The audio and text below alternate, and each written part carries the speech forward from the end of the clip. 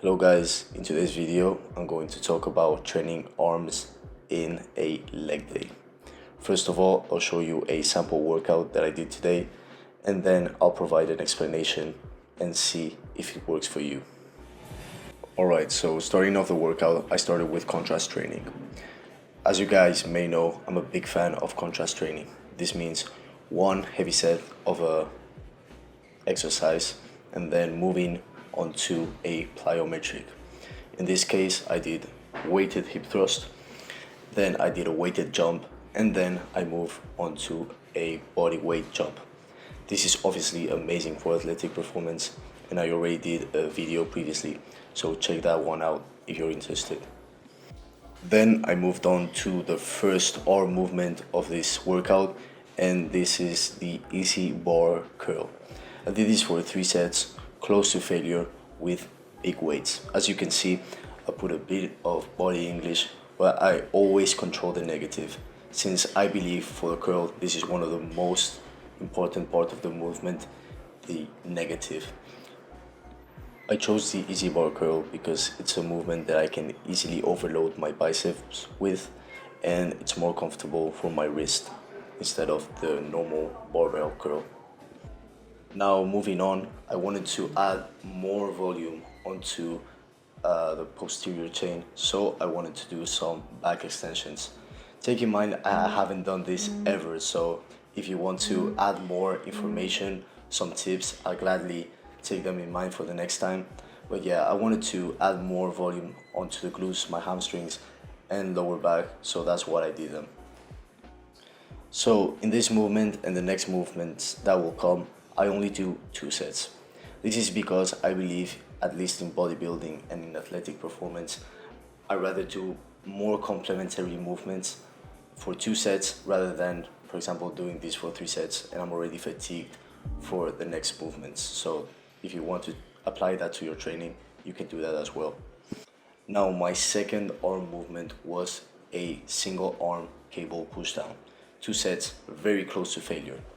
I really enjoy this movement because at least many times I do them with both hands and it limits the range of motion. As you can see from this angle, there's a lot more of range of motion to the triceps and the contraction is bonkers.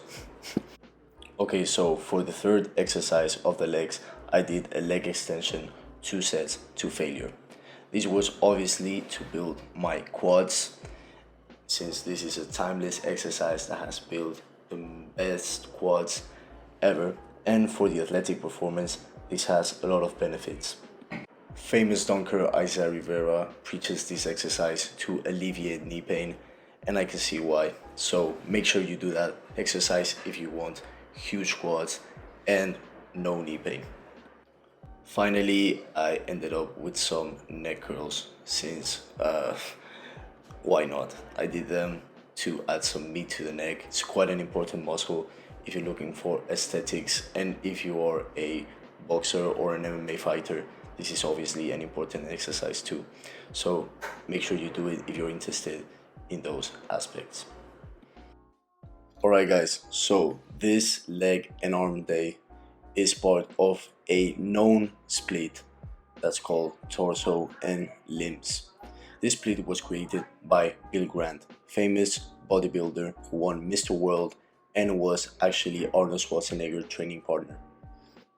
This split was made because back in the day he notices that Arnold's split was too fatiguing in the nervous system, so he made his own. The split basically is an upper body split. In the upper days, he focuses on the chest, back, and the delts, while on the lower days, he does his arm work. Obviously, this is a great split if you want to hit your arms harder, because most of the times in other split like push-pull legs or even the usual upper-lower, you hit your arms at the end of the workout. And at the end of the day, you don't get any stimulus at all since you're already pre-fatigued and you have zero stimulus in your arms. Also, this is a great split to get more out of other upper body muscles, since when you get rid of the biceps and the triceps in your upper body workouts, you can add more volume to the chest, to the back, and to the delts. While this is a great split for your arms, obviously the legs won't get as much as volume as before, since you're taking some of the exercises that you do with legs in order to put your curls and your triceps movement. Obviously, another con would be that many times if you do your close grip bench press or weighted chin-ups, which are compounds that involve your arm a lot, this can overlap with the lower training sessions if you want to hit your arms. So this split is great for someone that maybe wants to maintain their legs as their size. Maybe they're very leg dominant in their physique and want to have a more proportionate physique. This goes hand in hand with having a priority in upper body. Maybe you're quite a gym bro yourself and rather have an upper body that's bigger than your lower body. And lastly, if your arms are lacking, this is quite a great split because it makes you train your arms harder and with more focus than other splits. Alright guys, if you have any questions, make sure to leave them down below. Hit a like if you enjoyed the video and subscribe if you enjoy more content like this. Hope I see you next time.